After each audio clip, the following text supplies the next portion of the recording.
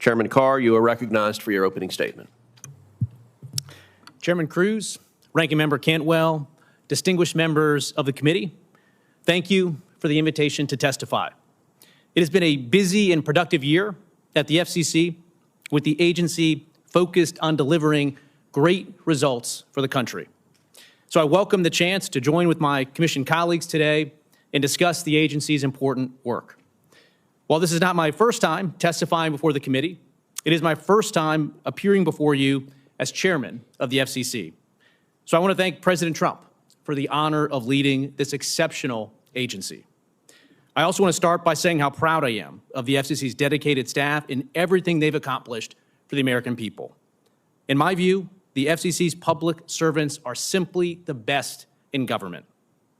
At the outset, I'd also like to applaud the important work that this committee has accomplished this Congress.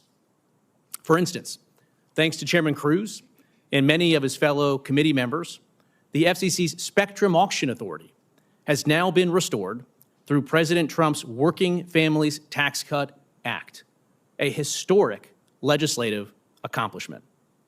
In terms of the FCC's work, the agency has been following President Trump's strong leadership, and we've moved quickly to execute on an ambitious set of reforms. We're advancing a Build America agenda, a concrete plan to unleash high-speed infrastructure builds, drive down prices for consumers, and restore U.S. leadership in wireless. We're reinvigorating the agency's consumer protection work, including new efforts to crack down on illegal robocalls. We're strengthening America's national security with work underway that tracks Senator Fisher and Senator Lujan's leads on the FACT Act. And we're empowering broadcasters to meet their public interest obligations.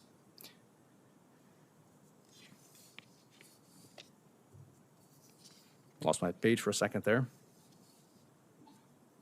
Much of this represents significant change from the Biden years. Indeed, when I took over as chairman, the FCC faced several challenges. For one, the Biden administration allowed the U.S. to fall behind when it came to one of the most important features of our economic strength, spectrum. The FCC Spectrum Auction Authority had lapsed 2 years earlier.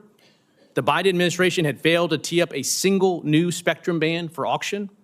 And the prior administration's spectrum strategy committed to freeing up exactly 0 megahertz of spectrum. On top of this, permitting reform was going nowhere. The Biden administration was layering on heavy-handed regulations that only inflated prices and made it harder for broadband builders to start turning dirt. We had to turn things around and fast. Thanks to President Trump's leadership, we're doing exactly that.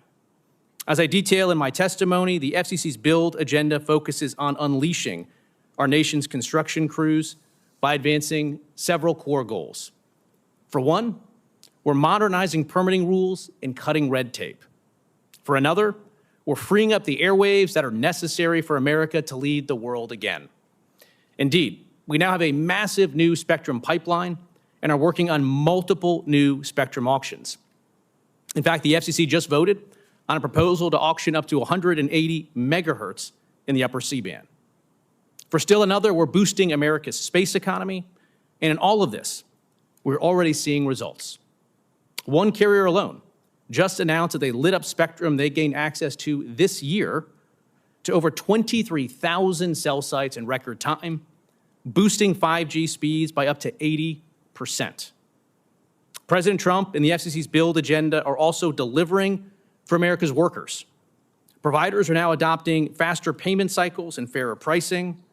They're closing loopholes that allowed foreign groups to swoop in and undercut U.S. workers, and they're improving safety.